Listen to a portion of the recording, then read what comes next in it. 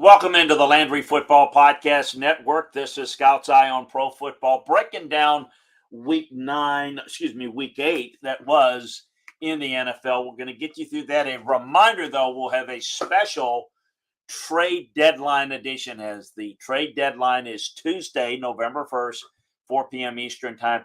Bradley Chubb on the move. Chase Claypool is on the move. Some other moves taking place. Can keep up with everything over at LandryFootball.com, so make sure that you do that. But also keep it here on the Landry Football Podcast Network as we will break it down for you as well. But let's take a look at Week 8. Is Minnesota Vikings for real? The Jets hit a little bit of a roadblock. Looks like the Titans are in control in the AFC South, even though they don't look all that impressive. Still the best that division has to offer. How good is the NFC East look? I know the Giants went down to Seattle out west. More on them in a second. But how about that division?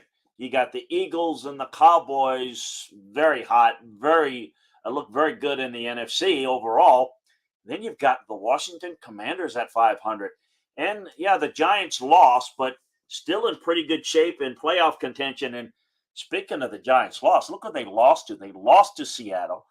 How good of a job is Pete Carroll doing? I mean, with Geno Smith, with this defense playing good ball, very, very good. San Francisco is the team to watch down the stretch.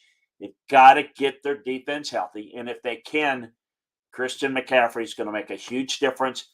This is a team to watch that's probably going to have to go on the road, at least in the conference championship game, if they get that far. Even a divisional round, they're going to have to win on the road, it looks like. But good-looking team. Cleveland perhaps saving their season, at least for the week anyway, with a big-time win Monday night. The Bengals defense hit a wall. They really struggled. The offensive line could not protect Joe Burrow. What a mess it was.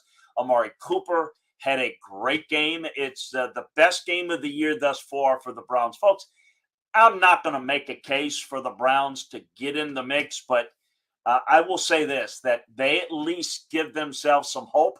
And if they get on a little bit of a run here and get Deshaun Watson, who knows, they're not out of it. Remember, division games count twice because the key in the division race is you win and you can get an opponent to lose.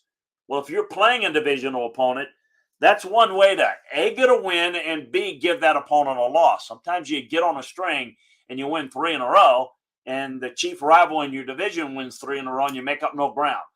This is really big, really nice, big win for the Browns, a necessary win for the Browns, a tough loss for the AFC North. Where does this put this division? Everybody's still in the mix to some degree, but really impressive what the Browns did, and the fact that they were able to, with the edge rush, able to cause a lot of problems for the Bengals offensive line. They forced Burrow into mistakes, picks, just an outstanding performance there. The Packers defense woke up a little bit late, not enough. That's a team that's struggling. Look, you're going to struggle against Buffalo, no doubt, but it was a tough matchup to begin with going in. This defense is going to have to step up. I said it in the early part of the season. If this Packer team is going to go anywhere, it's going to have to be about the running game and the defense. You're going to get maybe better production out of the passing game in smaller increments going forward. But you've got to get more out of the defense and the running game. Getting behind against Buffalo, Buffalo just tore them apart. Different level. It was an easy win for Buffalo. It was a second half in which the offense didn't play all that well. Josh Allen did not play all that well, but they clearly put it away very, very early in this game. 49ers, we mentioned them a little bit at the outset.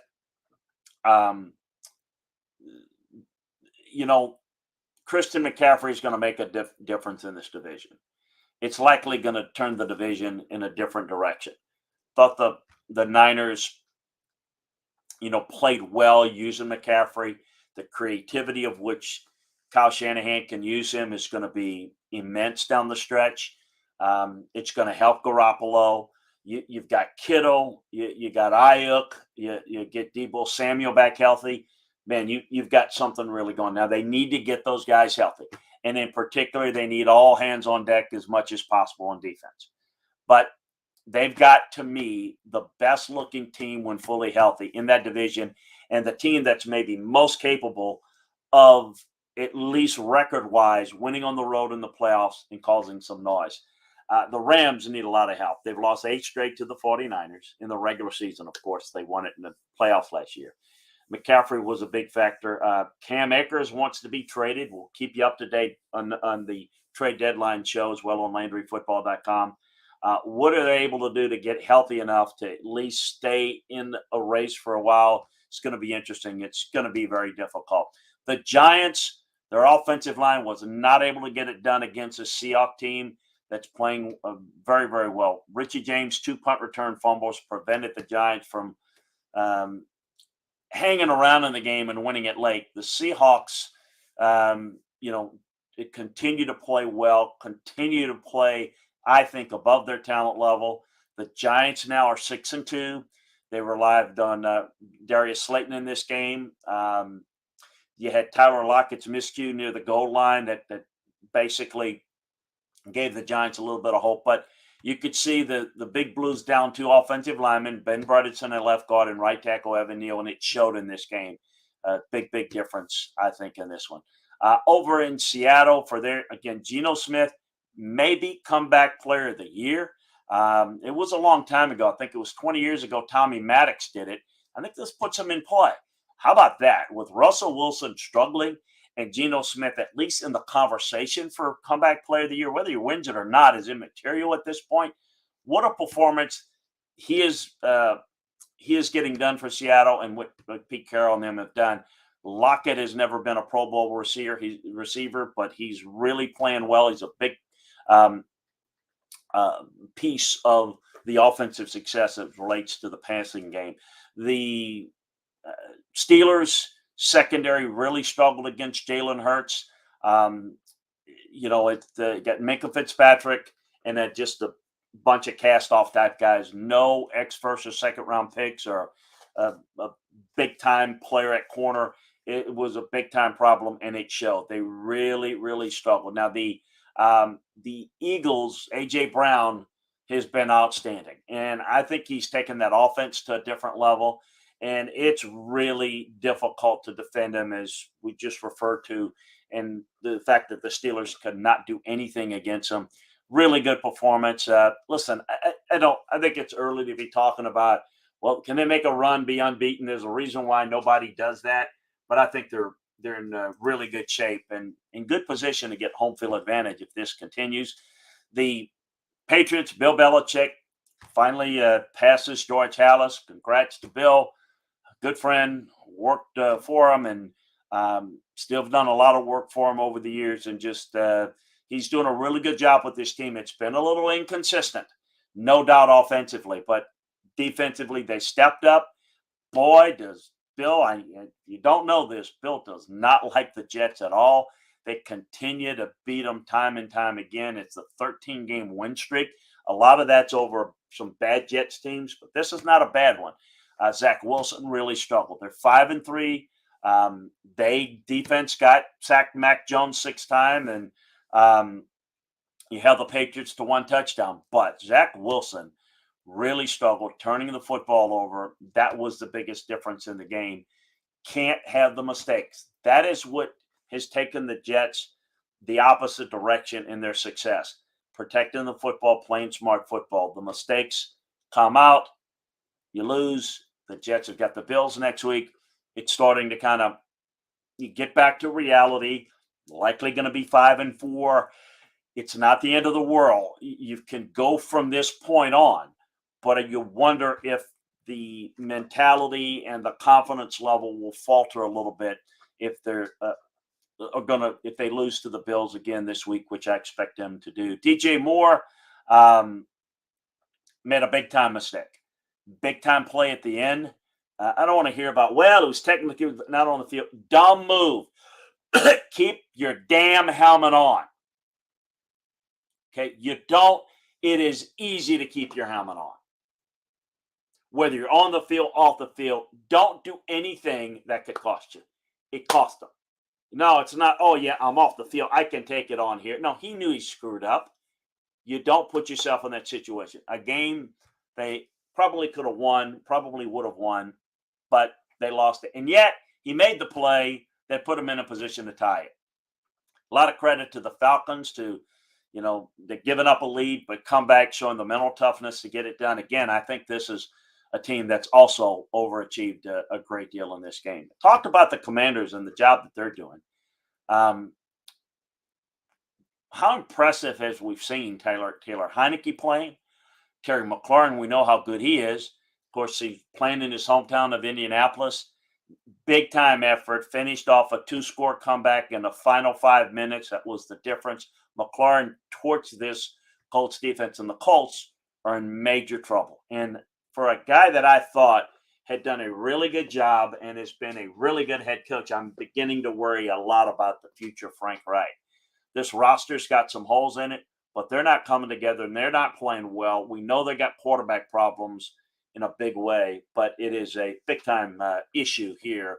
This Colts team is going nowhere fast. It's ever since Andrew Luck has retired, they've really struggled. They've tried to find different options. Sam Ehlinger, there's no reason to not play him. He's a young guy. Don't think he's the answer, but they need to kind of see at least what they have in him and kind of see where they go from there. There's no answers right now. It's going to have to come in the offseason. How about the Raiders? How about that performance or lack of performance? No show, as it were, in the Superdome against the Saints. They're 1-4. Look, they have failed to finish games like against the Cardinals. They started off 1-4. They're now 2-5. You're looking at a game like this, and this was a big game for the Saints. They needed it. But, they did a great job defensively against Josh Jacobs. They held Devontae Adams to 3 receiving yards, and they didn't doing it without Marshawn Lattimore. Good effort by the Saints. What a poor performance by the Raiders. It shows some issues that they have on their roster. But come on, that effort, that lack of preparation shows that there's some serious concerns and holes in Josh McDaniels as a head coach now. He's got a lot to prove off of his first performance early on with the Denver Broncos, now with the Raiders. It's very, very difficult. Alvin Kamara was the star of the game, though, for the Saints at 3-5. And look, they're in the thick of an NFC South race. We know that Carolina and Atlanta are not very good. Neither are the Saints. But the Saints' personnel, when completely healthy, are better than those two. And quite frankly, the Bucs are in a world of hurt. You've got on the offensive and defensive lines in the secondary, this is a pretty good team. It's a pretty good roster, I should say. And Alvin Kamara makes a difference. No, this is not a team that is capable of doing any damage this year, but certainly winning the division and building towards the future and then figuring out where they go with the quarterback. This is certainly makes a lot of sense to hold on to Alvin Kamara. And it looks like as we're near the trade deadline, there's nothing really going in the Alvin Kamara trade talks. The Bears defense couldn't contain Dak Prescott, couldn't defend Tony Pollard. They're 3-5. They allowed Dallas to convert 9 for 11 on third downs. Just an awful performance defensively. You can't have that. The Bears are not a contender in a division where the Packers are struggling and the Lions are just not good. The Vikings are running away with it because they're maximizing against a soft schedule. The Bears are not a contender whatsoever and not playing anything like it. But the Cowboys are. Zeke Elliott, Tony Pollard. If I hear people talk about, who should be starting, folks, having two backs are important. Pollard is the more explosive guy. Zeke Elliott could soften up a defense. Look, this is a good unit, and for them to be successful, it's going to be about the running game and the defense. And I think the Cowboys are getting it done. I don't see where there's always like a conversation in Dallas, even when things are going good. It's amazing. The Cardinals offense, um, really struggling. Really is a place that we need to look at where things are going. And I've mentioned it before. You've got a head coach tied to the quarterback, and you've got money tied to the quarterback that the new head coach, whoever it's going to be, because they're going to eventually move on from Cliff Kingsbury. It's just not working. I don't know how long this continues. Mistakes are made.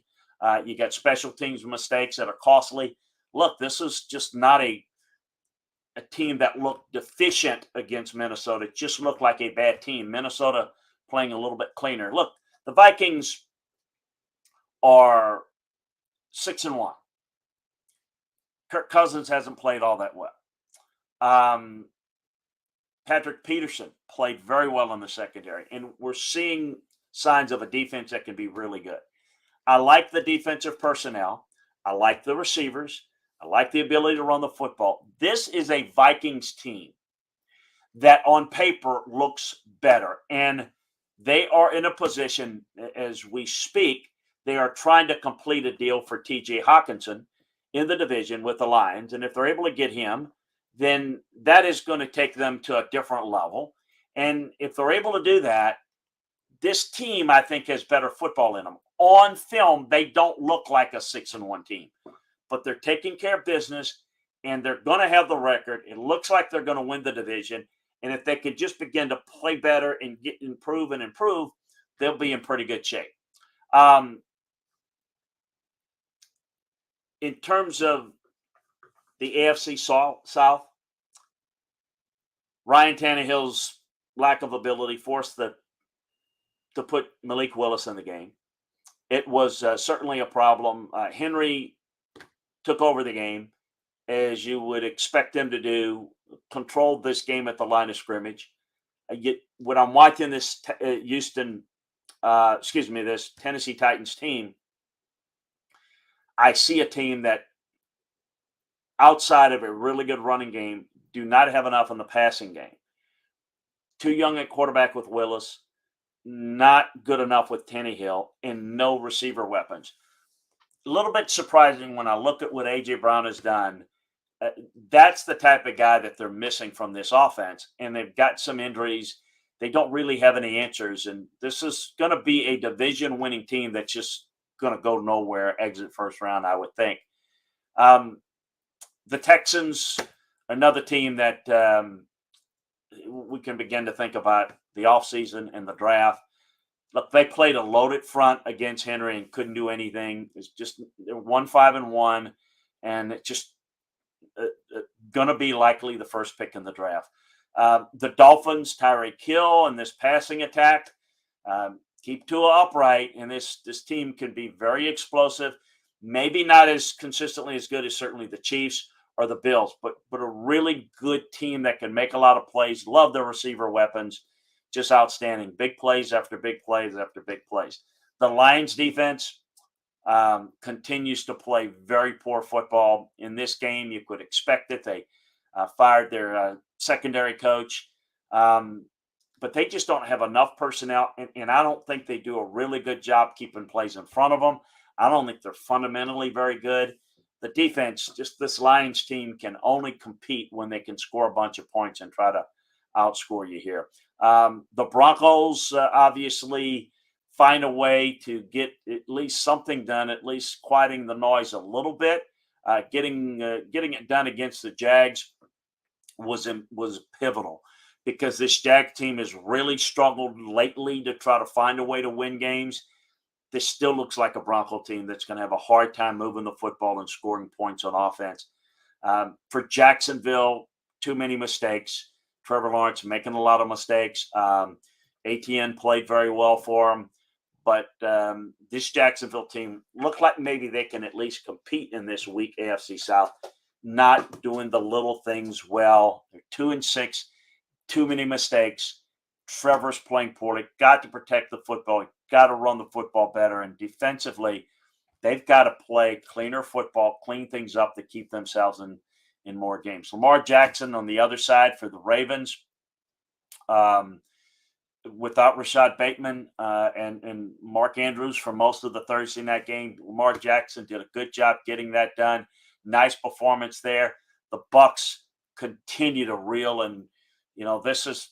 I don't think they're getting production enough from the running game. They can't defend the run. Real big problem there. So those are some of the thoughts inside the film room from Week 8. We're going to get into the Week 9 games this week and kind of break down some of the key action. Obviously, want to see how the aforementioned Jets respond to Buffalo. Minnesota, Washington. Again, a little bit more of a test on the road for Minnesota. We'll see how they handle that. Kansas City hosts Tennessee on Sunday night, and Monday night is the Saints hosting the Ravens. Some other matchups. Curious to see the Chargers in Atlanta. Miami, keep it moving on the road against the Bears. Can the Bengals rebound and handle Carolina at home? Green Bay, Detroit, you think Green Bay would get back on track. New England, they get another win at home against Indianapolis. Going to be interesting to see how this plays out. Seattle, Arizona, a divisional game in late afternoon. It's going to be interesting. And the Rams, Tampa, in a case of two teams needing a win in the worst way. Hey, a reminder of a couple of things. Check out the Landry Football Podcast Network, where you can catch all of our football shows, NFL shows, college conference shows.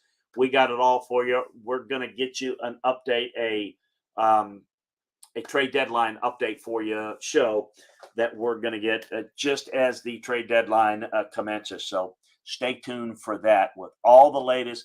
Lots of stuff going on. We'll have all the latest for you. What happened, why it happened, some things that didn't happen as well with the trade deadline. Hey, appreciate you joining us. Subscribe, like, and share the Landry Football Podcast Network. Have a great one, everybody.